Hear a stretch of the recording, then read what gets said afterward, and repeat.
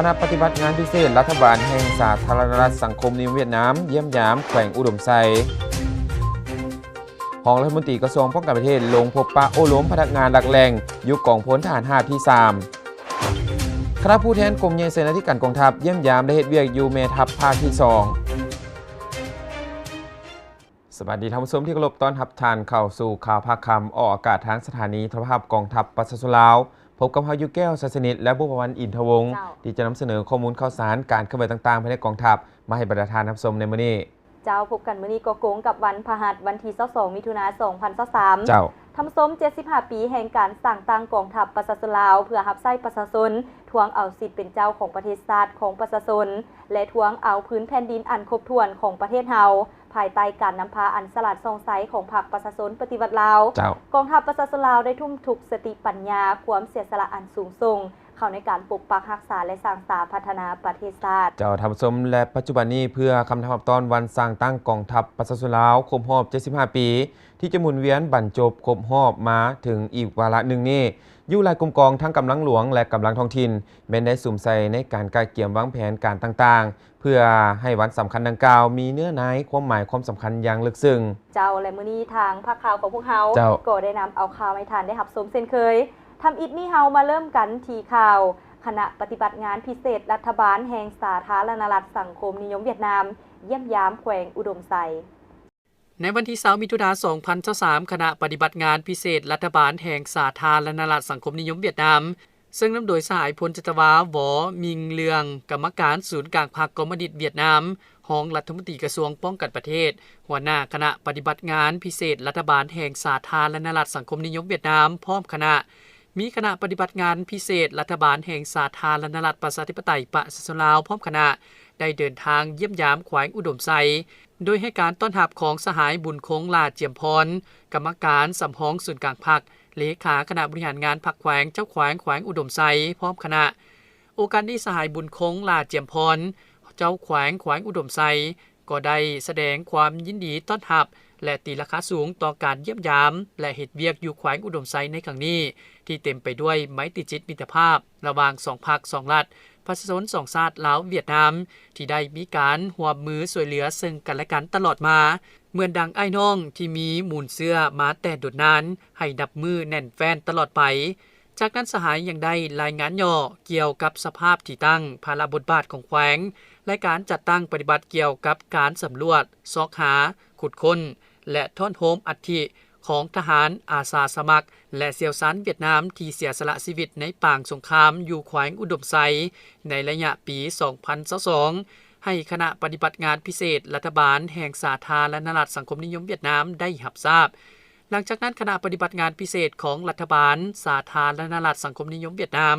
ก็ได้ไปวางพวงมาลาอยู่อนุสาวรีย์ร่วมสัมพันธ์สู่รบลาวเวียดนามไปเยี่ยมยามกองขุดค้นกรมการเมืองทหารเขต2และเยี่ยมยามบริษัทร่วมมือสากล705ทหารเขต2ตื่มอีกในวันต่อมาวันที่21มิถุนายน2023คณะปฏิบัติงานพิเศษรัฐบาลแห่งสาธารณรัฐสังคมนิยมเวียดนามพร้อมคณะก็ได้เดินทางไปเยี่ยมยามแขวงหลวงพระบางโดยให้การต้อนรับของสหายสุกันบุญยงรองเจ้าแขวงหลวงพระบางพร้อมคณะพร้อมทางได้เที่ยวชมตาดกวงซีและตัวเมืองหลวงพระบางก่อนจะเดินทางกลับคืนนครหลวงเวียงจันทน์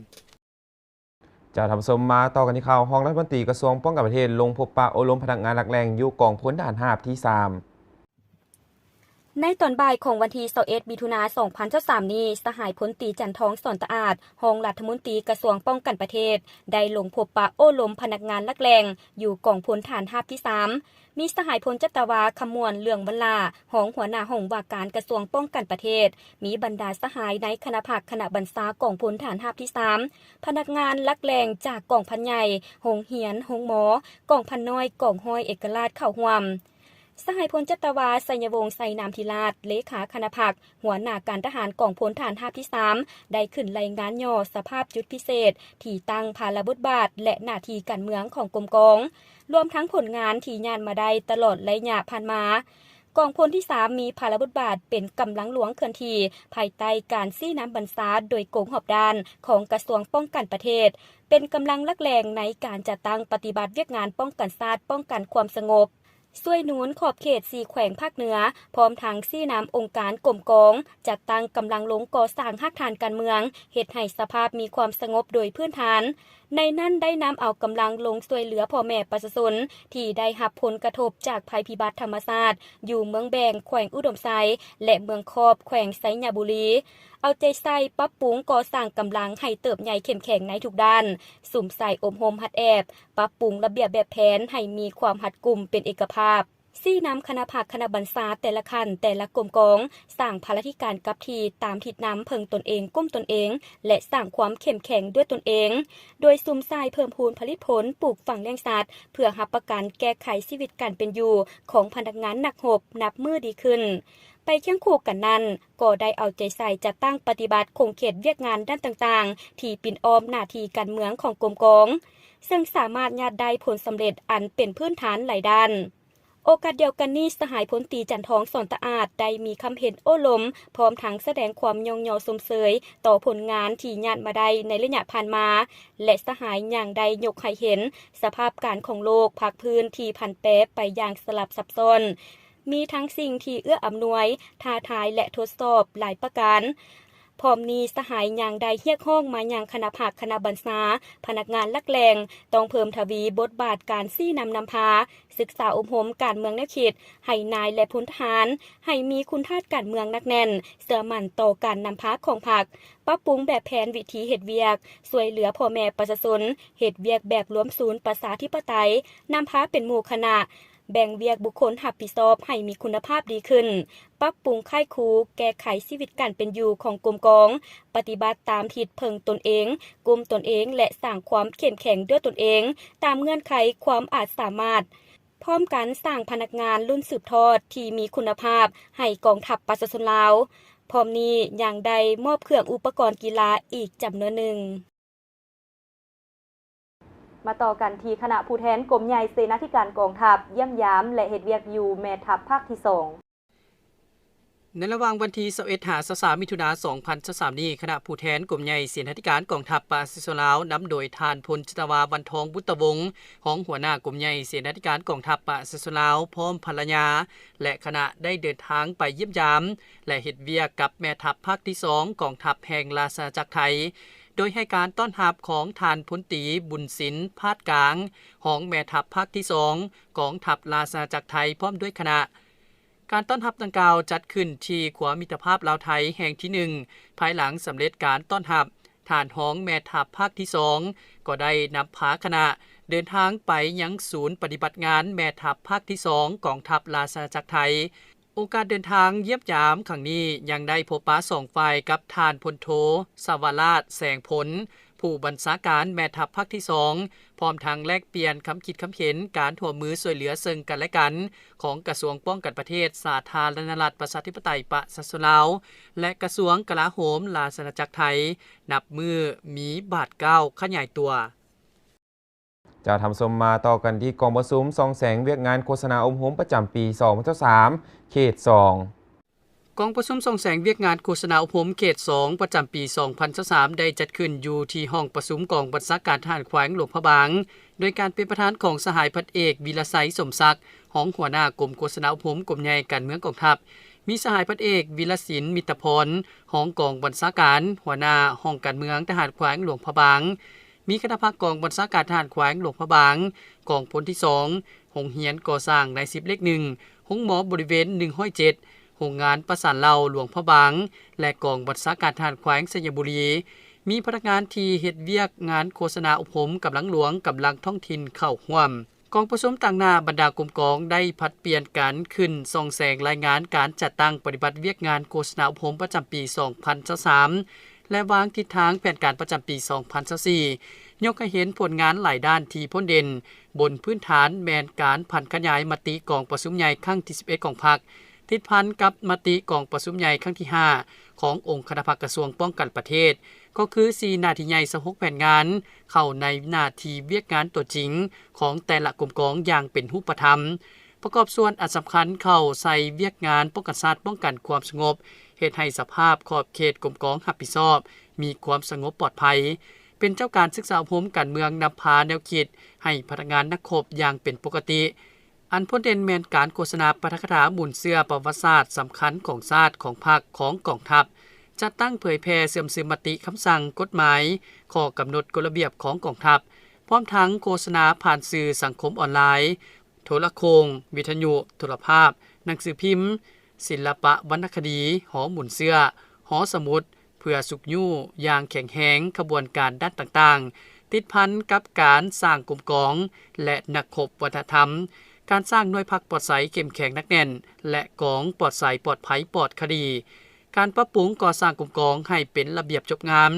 และสุกยู่ขบวนการสร้างเศรษฐกิจแก้ไขชีวิตการเป็นอยู่ให้ดับมือดีขึ้นพร้อมกันนี้ยังได้รายงานเวียกงานที่จะสุ่มใส่จัดตั้งปฏิบัติในต่อหน้าเติมอีก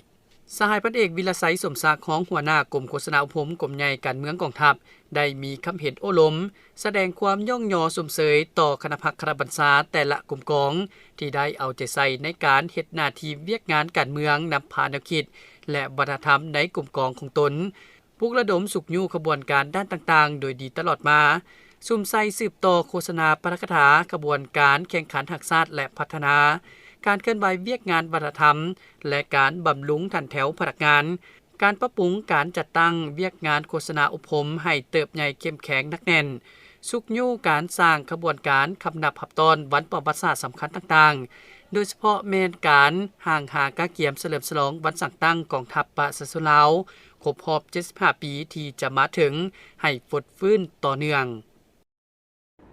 หน่วยสหพันธ์แม่หญิงโทรภาพกองทัพจัดกองประชุมใหญ่ครั้งที่ 1ในวันที่22มิถุนายน2023นี้หน่วยสหพันธ์แม่หญิงกองโทรภาพกองทัพจัดกองประชุมใหญ่ครั้งที่ 1ขึ้นโดยการเข้าร่วมเป็นประธานของสหายพันโทบุญเพ็งพรหมจันทร์หัวหน้าการเมืองกองโทรภาพกองทัพมีสหายพันโทนางสุภาพมณีวงศ์รองหัวหน้าแผนกสหพันธ์แม่หญิงกรมใหญ่การเมืองกองทัพมีต่างหน้าแผนกการคณะหน่วยแม่หญิงสาวหนุ่มและสมาชิกแม่หญิงเข้าร่วมสหายพันโทนางคำพวงศักดิกุลเลขาหน่วยสหพันธ์แม่หญิงกองโทรภาพกองทัพได้ให้ฮู้ว่าในระยะ5ปีผ่านมาคณะหน่วยแม่หญิงได้เอาใจใส่ศึกษาอบรมการเมืองแนวคิดให้สมาชิกภายใต้การนำพาอย่างใกล้ชิดของคณะพรรคคณะบัญชากองโทรภาพกองทัพและแผนกสหพันธ์แม่หญิงกรมใหญ่การเมืองกองทัพจึงเฮ็ดให้เอื้อยน้องแม่หญิงภายในหน่วยมีความอุ่นเอียนทุนเทียงพร้อมกันเฮ็ดสำเร็จหน้าที่เวียกงานที่ได้รับมอบหมายพร้อมนี้ยังได้จัดตั้งเอื้อยน้องแม่หญิงเข้าร่วมเสื่อมซึมมติต่างๆของภาครัฐของกองทัพเข้าร่วมฟังปาฐกถาวันประวัติศาสตร์สำคัญต่างๆเคียงคู่กันนี้คณะหน่วยแม่หญิงยังได้เอาใจใส่ปลุกระดมเอื้อยน้องแม่หญิงเข้าร่วมทุกขบวนการเคลื่อนไหวของกรมกองเป็นต้นขบวนการกีฬาศิลปะวรรณคดีขบวนการอนามัยและกิจกรรมอื่นๆนอกนี้ยังได้นำพาเอื้อยน้องแม่หญิงซอกแรงไหลหับเข้าขังของหน่วยและครอบครัวตามเงื่อนไขตัวจริงถูกต้องตามกฎหมายโดยเฉพาะนำพาเอื้อยน้องขายบัตรตื่มเงินขายมีสำเร็จรูปน้ำดื่มและหับอนามัยห้องการขายเครื่องในงานบุญต่างๆมีเงินคลังทั้งหมด22,443,000 กีบจากผลงานการเคลื่อนไหวดังกล่าวเอื้อยน้องแม่หญิงได้เหรียญไซแห่งงานสั้น2จำนวน1สหายสั้น3 4สหายเหรียญกาแห่งงาน7สหายใบย่องยอรัฐบาลและกระทรวงป้องกันประเทศกรมใหญ่การเมืองกองทัพ9สหายใบย่องยอศูนย์กลางสหพันธ์แม่หญิงลาว24สหายได้รับใบย่องยอศูนย์กลางสาวหนุ่ม18สหายใบสมเสยศูนย์กลางสหพันธ์แม่หญิงลาว11สหายใบสมเสยศูนย์กลางสาวหนุ่ม5สหายกองประชุมยังได้ปอนบัตรคัดเลือกเอาคณะหน่วยแม่หญิงสุดใหม่ตื่มอีกและในวันเดียวกันนี้หน่วยสหพันธ์แม่หญิงกรมคนขั้วสั่งรวมห้องว่าการกระทรวงป้องกันประเทศก็ได้จัดกองประชุมใหญ่ครั้งที่6ของตนขึ้นเช่นเดียวกันโดยการเป็นประธานของสหายพันโทนางจันทร์สอนศรีวิไลห้องหัวหน้าห้องการเมืองห้องว่าการกระทรวงป้องกันประเทศมีสหายพันโทนางบัวลีสิทธิวงศ์หัวหน้าแผนกสหพันธ์แม่หญิงห้องว่าการกระทรวงป้องกันประเทศตลอดฮอดสมาชิกสหพันธ์แม่หญิงกลุ่มคนขั้วสั่งรวมเข้าร่วม สหายพันตีนางไพวรกองมณีหองเลขาหน่วยได้สรุปตีราคาการนำพาและเคลื่อนไหวเวียกงานของหน่วยสาพันธ์แม่หญิงกลุ่มคนขั้วสั่งรวมในซุ้มปีผ่านมาขณะหน่วยสาพันธ์แม่หญิงได้จัดตั้งปฏิบัติเคลื่อนไหวเวียกงานของตนด้วยความรับผิดชอบสูงเห็นว่าเอื้อยน้องแม่หญิงภายในหน่วยมีความนักแน่นทางด้านการเมืองแนวคิดเข้มแข็งทางด้านการจัดตั้งปฏิบัติข้อกำหนดกฎระเบียบที่ขันถึงและศูนย์กลางสาพันธ์แม่หญิงลาววางออกตลอดระยะ3 ปีผ่านมาด้วยความบุกบืนสุ่มถูกสติปัญญาและความรู้ความสามารถของตนประกอบส่วนเข้าในเวียกงานต่างๆด้วยผลสำเร็จเป็นเจ้าการยกสูงสติระวังตัวต่อกลอุบายทำลายมั่งเพของศัตรูและกลุ่มคนบ่หวังดีมีแนวคิดอุ่นเอียนทุนเทียงเสื่อมั่นต่อการนำพาของพรรคมีสติต่อการจัดตั้งมีระเบียบวินัยเข้มงวดต้านและสกัดกั้นปรากฏการณ์ย่อท้อที่จะเกิดขึ้นกับตนเองฮู้พัฒนาตนเองพัฒนาครอบครัวเฮ็ดให้ครอบครัวมีความสงบโอกาสดังกล่าวยังได้ปนบัตรคัดเลือกเอาคณะหน่วยสุดใหม่ได้ตามระดับคาดหมายจะทำสมมาต่อกันคณะพักหักฐานกองพัน567กองพลที่2เปิดกองประชุมใหญ่สมาชิกพักครั้งที่9กองประชุมดังกล่าวได้จัดขึ้นในวันที่20มิถุนายน2023นี้โดยการเข้าร่วมเป็นประธานของสหายพลจตวาคำดีไสยวงศ์รองเลขาคณะพรรคหัวหน้าการทหารกองพลที่2มีบรรดาสหายในคณะพรรคแขกถึกเชิญจากแผนกการพนักงานปฏิบัติอาวุโสบำนาญตลอดฮอดสมาชิกพรรคสมบูรณ์และสำรองเข้าร่วมในกองประชุมได้ค้นคว้าอย่างลึกซึ้งและเป็นเอกสารหับห้องต่อบทรายงานการเมืองทั้ง2ภาคซึ่งเสนอโดยสหายพันโทวันศรีเพชรศิลป์เลขาคณะพรรคหักฐานกองพัน567กองประชุมได้แสดงความเป็นเอกภาพต่อการตีราคา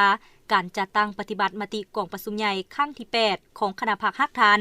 เป็นต้นเวียกงานเห็นให้สภาพขอบเขตกลุ่มกองรับผิดชอบมีความสงบการปรับปรุงก่อสร้างกำลังการพัฒนาเศรษฐกิจและการผัวพันหัวมือกับอำนาจการปกครองท้องถิ่นเฮ็ดให้กลุ่มกองมีทวงท่าก้าวขึ้นด้วยความหนักแน่นเข้มแข็งปัจจุบันคณะพรรคหักฐานกองพัน567มี3หน่วยพรรคขึ้นกับมีสมาชิกพรรคทั้งหมด81สหายหญิง8สหายมีสมาชิกพรรคแข็ง67สหายกลาง14สหายเวียกงานรับประกันทางด้านพลาธิการได้สุกยูพนักงานนักคบยกสูงน้ำใจเพิ่งตนเองกุ้มตนเองและสร้างความเข้มแข็งด้วยตนเองด้วยการเพิ่มพูนผลิตผลปลูกฝังเลี้ยงสัตว์ตามท่าแห่งบ่มซอนของกลุ่มกองเพื่อแก้ไขชีวิตการเป็นอยู่ของพนักงานนักคบให้นับมือดีขึ้นในซุ่มปีผ่านมาสามารถสร้างรายรับได้ทั้งหมด 768,211,650 กีบกองประชุมได้ใช้สิทธิประชาธิปไตยป่อนบัตรคัดเลือกเอาคณะพรรคหักฐานสุดใหม่และเป็นเอกสารหับห้องเอาสหายพันโทวันศรีเพชรศิลป์เป็นเลขาคณะพรรคหักฐานสหายพันโทสมพรแก้วลาครเป็นรองเลขาสหายพันโททองวันพรมวิสัยสหายพันตีบุญมีพิลาวันสหายพันโททองคำวงเพชรสหายพันโทคำพันทองวิไลจิตสหายพันตีสมเพชรแก้วมณีเป็นคณะทำส้มระยะนี้ไปหับส้มสิ่งที่น่าสนใจจากทางสถานีกันก่อนแล้วจึงกลับมาพบกันในระยะต่อไปของทางภาคข่าว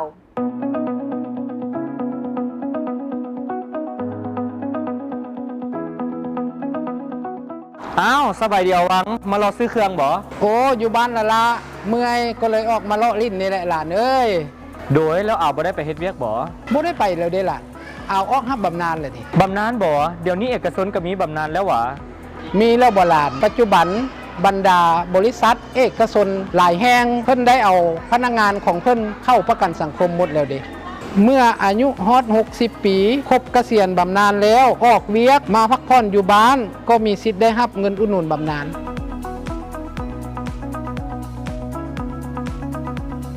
โอ้แล้วต้องจ่ายประกันสังคมอีกจักปี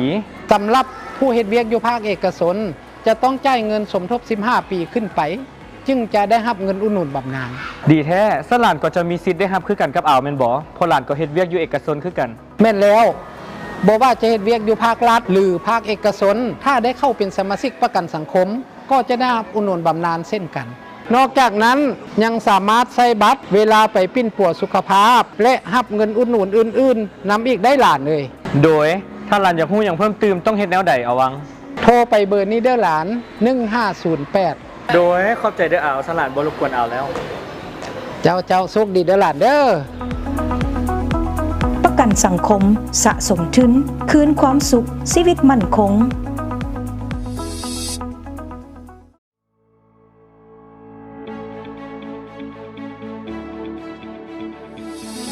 ระบบประกันสังคมแบบสมัครใจแมนเปิดโอกาสให้กับประชาชนที่มีอาชีพอิสระสามารถเข้ามาสมัครเป็นผู้ประกันตนในระบบสมัครใจกับประกันสังคมได้โดยมีเงื่อนไขง่ายๆคืออายุระหว่าง 14-60 ปี และมีสุขภาพแข็งแรงผู้ประกันตนสามารถเข้ามาเลือกวงเงินประกันตนต่ำสุด 1,100,000 กีบหา 2,700,000 กีบจ่าย 9% ของวงเงินที่เลือกตามสัญญาสามารถจ่ายโดยตรงที่ห้องการประกันสังคมและป้องบริการธนาคารพัฒนาลาวทุกสาขาทั่วประเทศหรือแอปพลิเคชัน Trust ผ่านมือถือของท่านสามารถเข้ามาสมัครด้วยตนเองเพียงแต่ถือบัตรประจำตัว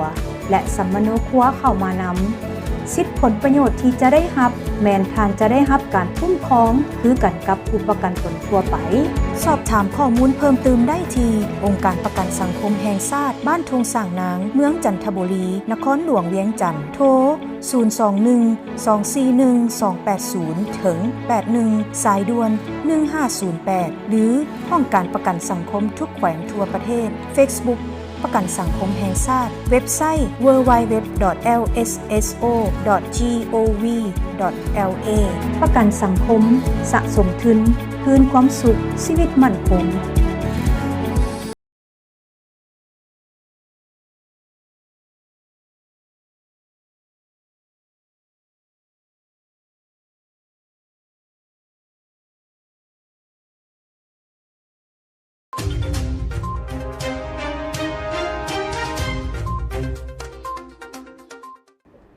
มาต่อกันที่คณะพักฮักฐานทหารเมืองไซยบุรีเปิดกองประชุมครบคณะครั้งที่ 12 สมัยที่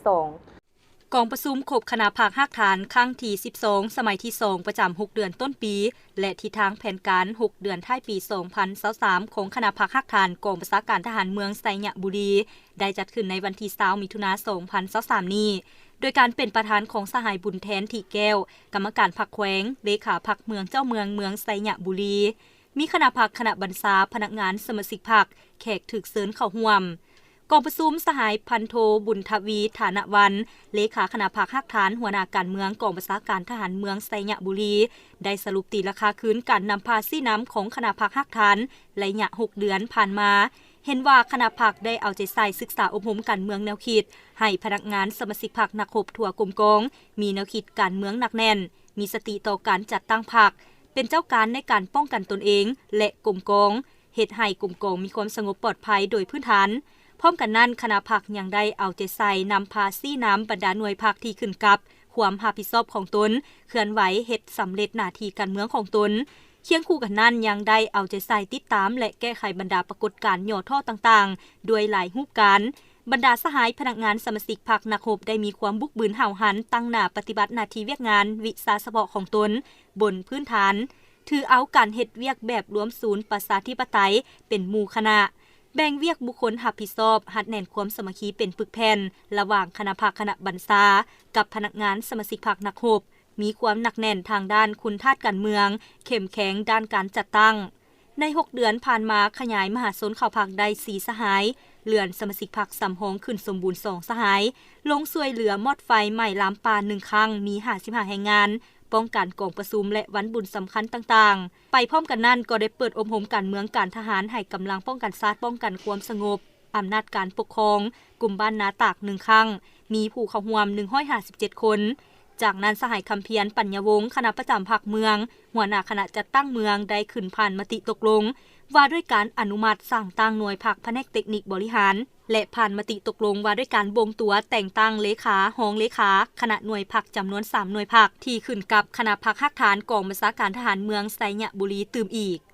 เจ้าทำสมก่อนอื่นจะให้บรรดาท่านไปติดตามพยากรณ์อากาศจากกรมอุตุนิยมและอุทกศาสตร์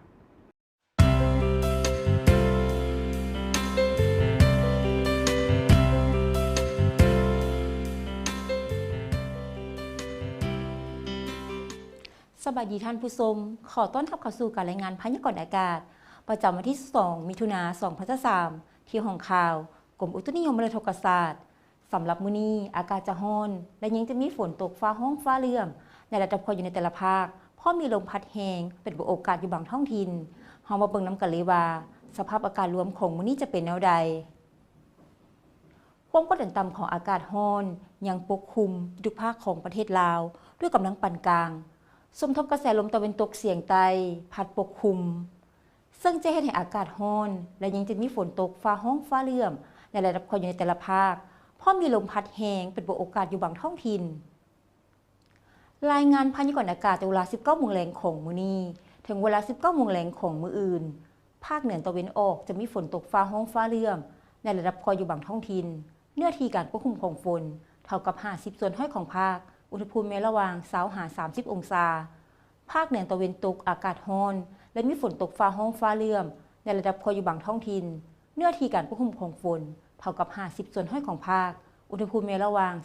24-34 องศาที่นครหลวงเวียงจันทร์อากาศร้อนและมีลมพัดแรงเป็นโอกาสอยู่บางบริเวณอุณหภูมิระหว่าง27-34 องศาภาคกลางอากาศร้อนและมีฝนตกฟ้าห้องฟ้าเลื่อมในระดับโคยเพราะมีลมพัดแรงอยู่บางท้องถิ่นเนื้อที่การควบคุมของฝนเท่ากับ20 ส่วนร้อยของภาคอุณหภูมิระหว่าง23-33 องศาสำหรับแขวงเซสมบูรณ์จะมีฝนตกในระดับโคยเป็นบางโอกาสเนื้อที่การควบคุมของฝนเท่ากับ30 ส่วนร้อยอุณหภูมิระหว่าง20-27 องศาภาคใต้อากาศร้อนและมีฝนตกฟ้าห้องฟ้าเลื่อมในระดับพออยู่เกือบทั่วไปเพราะมีลมพัดแรงอยู่บางท้องถิ่นเนื้อที่การควบคุมของฝนเท่ากับ50 ส่วนร้อยของภาคอุณหภูมิระหว่าง24-34 องศาสำหรับเขตภูเพียงบริเวณจะมีฝนตกฟ้าห้องในระดับพออยู่บางบริเวณเนื้อที่การควบคุมของฝนเท่ากับ50 ส่วนร้อยอุณหภูมิระหว่าง18-29 องศาท่านผู้ชมที่เคารพมาฮอดนี้การรายงานพยากรณ์อากาศก็ได้เวลาลงแล้วท่านสามารถติดตามข่าวพยากรณ์อากาศได้โดยผ่านช่องทาง Facebook หรือ YouTube ที่ขึ้นตามหน้าจอนี้ความสุขโชคดีจงเกิดมีแก่ท่านผู้ชมสบายดีทำส้มที่พันไปนั่นก็เป็นข่าวทั้งหมดที่เฮาทั้งสองนำมาให้ประธานได้รับชมและก่อนจากกันมื้อนี้ขอฝากความเป็นห่วงเป็นใยมายังพ่อแม่ประชาชนทุกทั่วหน้าระยะนี้ก็เข้าสู่ฤดูฝนฉะนั้นจงมีสติระมัดระวังในการสัญจรไปมาสิ่งที่สำคัญจงพร้อมกันปฏิบัติกฎระเบียบจราจรวางออกอย่างเข้มงวดเพื่อลดผ่อนการเกิดอุบัติเหตุตามท้องถนนจะทำสมมอนี้เวลาของทางภาคข่าวของเขาก็ได้หมดเวลาเพียงเท่านี้ท่านสามารถติดตามรับชมข่าวย้อนหลังได้ที่ Facebook Fanpage LATV หรือ YouTube LATV สำหรับมื้อนี้พวกเขาทั้งสองต้องขอลาท่านผู้ชมไปก่อนพบกันใหม่ในมื้อหน้าสวัสดี